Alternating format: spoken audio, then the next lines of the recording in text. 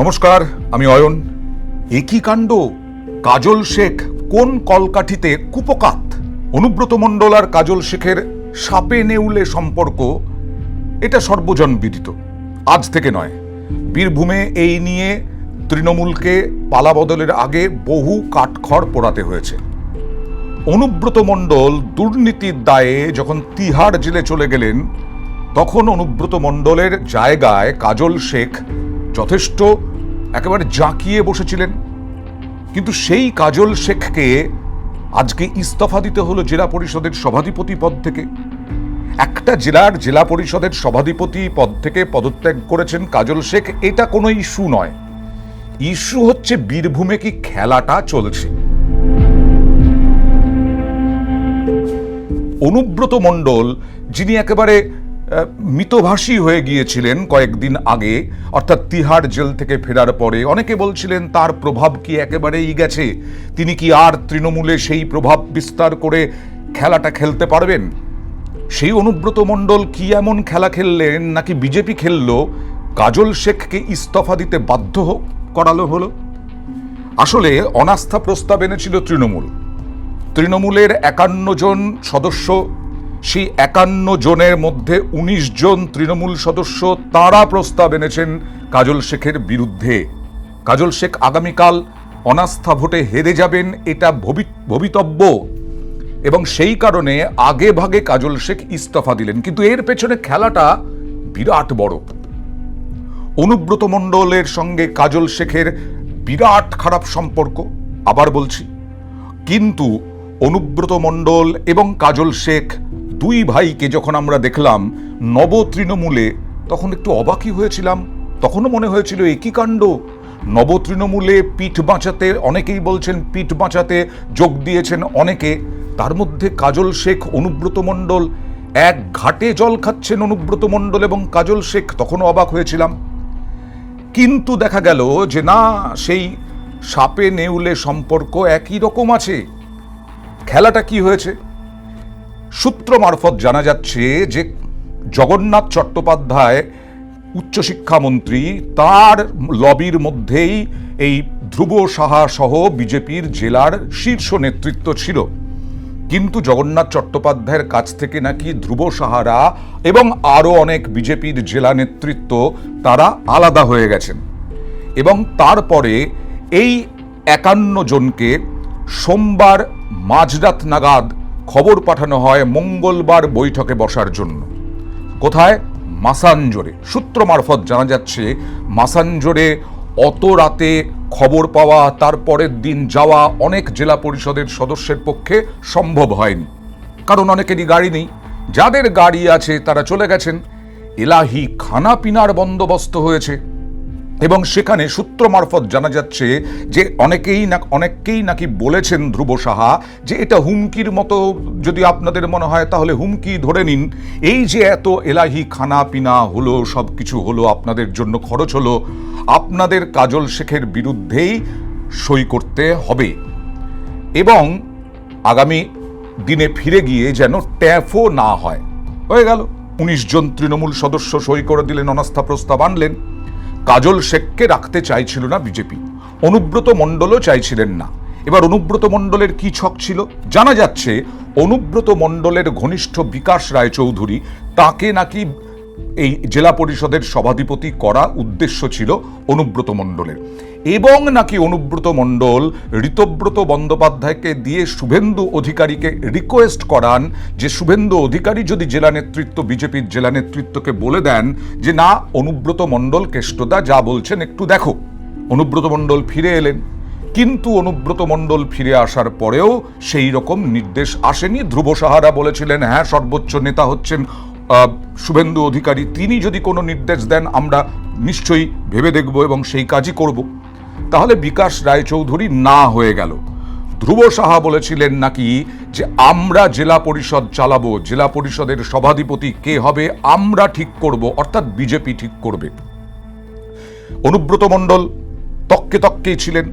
অনুব্রত মণ্ডল কাজল শেখ ইস্তফা দেওয়ায় এবার তেড়ে আক্রমণ করলেন অনুব্রত মণ্ডল কাজল শেখকে।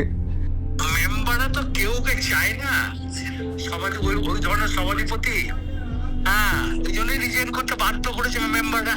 আরো আগে না উচিত ছিল।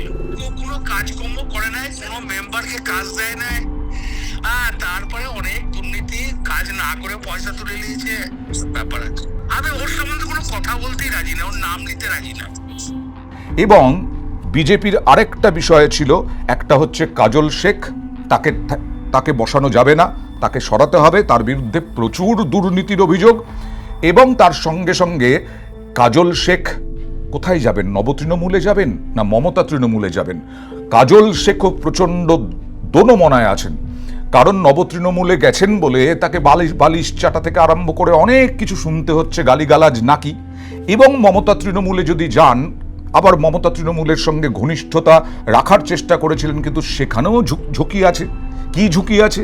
গ্রেফতার হয়ে যেতে পারেন, অ্যারেস্ট হয়ে যেতে পারেন। তার মানে কাজল শেখ একেবারে শাঁখের করাতের মধ্যে পড়ে গেছেন। আর অনুব্রত মণ্ডল, তিনি তেড়ে আক্রমণ করলেও অনুব্রত মণ্ডল কিন্তু হালে পানি পাচ্ছেন না বিজেপি নেতাদের কাছে, এটাই বোঝা যাচ্ছে। এবার অনুব্রত মণ্ডলের অবস্থান কি হবে, অনুব্রত মণ্ডলের পদক্ষেপ কি হবে? বীরভূমের মতো জায়গায় যেখানে তৃণমূলের ভয়ঙ্কর দাপট ছিল, এবং একমাত্র বীরভূমেই এই দাপটে তৃণমূলের সঙ্গে লড়াই করত বিজেপি। দুধকুমার মণ্ডল, ধ্রুব সাহা, এদের নাম তো আমরা অনেক আগেই শুনেছি। দুধকুমার মণ্ডল এখন মন্ত্রী, ধ্রুব সাহা বিজেপি বিধায়ক, এবং এই লড়াইটা তৃণমূলের সঙ্গে করতেন এরা।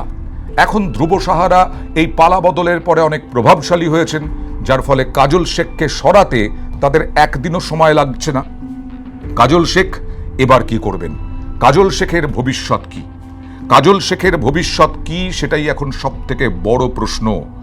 নবতৃণমূলে গেলে খিস্তি খামারি, মমতা তৃণমূলে গেলে গ্রেফতারের আশঙ্কা।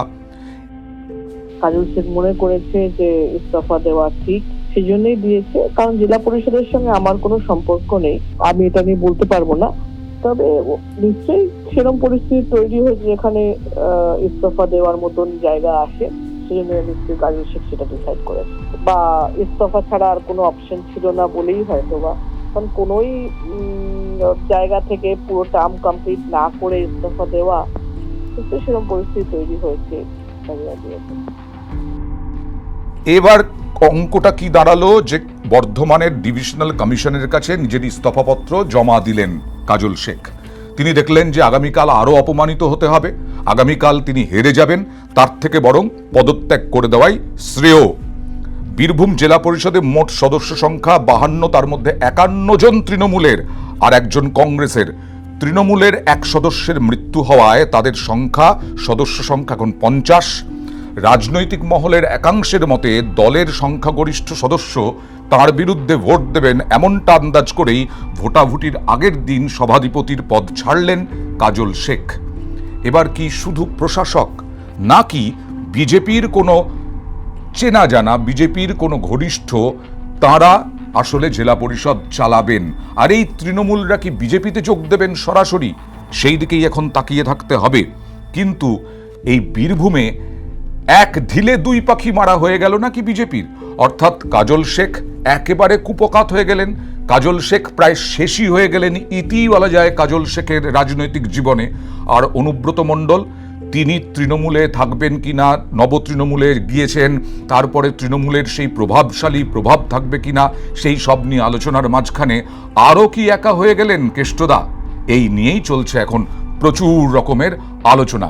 কিন্তু শ্রমিক ভট্টাচার্য কাজল শেখকে দুর্বৃত্ত বললেন, গুরুত্বই দিলেন না কাজল শেখের ইস্তফাকে। কাজল শেখকে তৃণমূল কংগ্রেসের একাংশই বলছে দুর্বৃত্ত। আর কে কাজল শেখ? এরা কি মানে পশ্চিমবঙ্গের এদের নামে পরিচিত হবে? সুনীল গাউনির নাম লোকে ভুলে গেল, শঙ্খ ঘোষের নাম ভুলে যাচ্ছে, শক্তি চ্যাটার্জির নাম নেই, সৌমিত্র চ্যাটার্জি, সত্যজিৎ রায়, রুদ্রপ্রসাদ সেনগুপ্ত, বিভাগ চক্রবর্তী, কোথায় এদের নাম করবে না? সকালবেলা কাজল শেখ। কাজল শেখ এখন ভালো তৃণমূলের ভালো খারাপ কিছু নেই, তৃণমূল। অর্থাৎ বীরভূম কিভাবে বিজেপির হয়ে গেল অত দ্রুত পালাবদলের পর, সেটা নিয়ে এখন চর্চা। দেখা যাক এই দুই নেতারই মধ্যে সাপে নেউলে সম্পর্ক, সেই দুই নেতার এখন ভবিষ্যৎ কি হয়।